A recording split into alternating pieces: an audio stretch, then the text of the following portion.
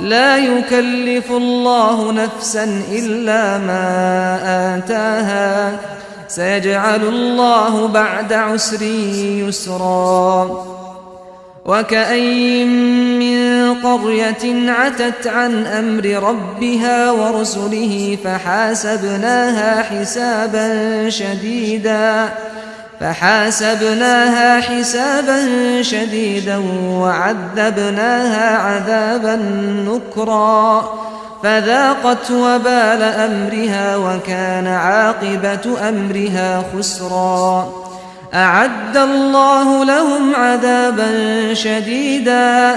فاتقوا الله يا أولي الألباب الذين آمنوا قد أنزل الله إليكم ذكرا رسولا يتلو عليكم آيات الله مبينات